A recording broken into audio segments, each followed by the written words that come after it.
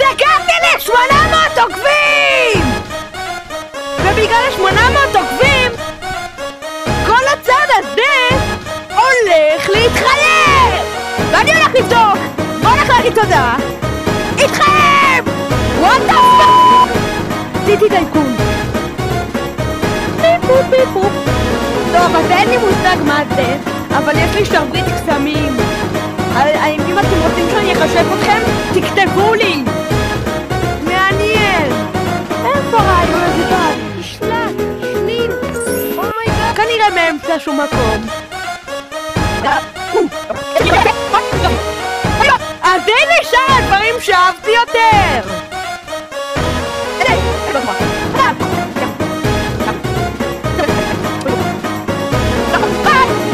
ושאלה אחרונה, מה כדאי לי לקנות? את זה או את זה?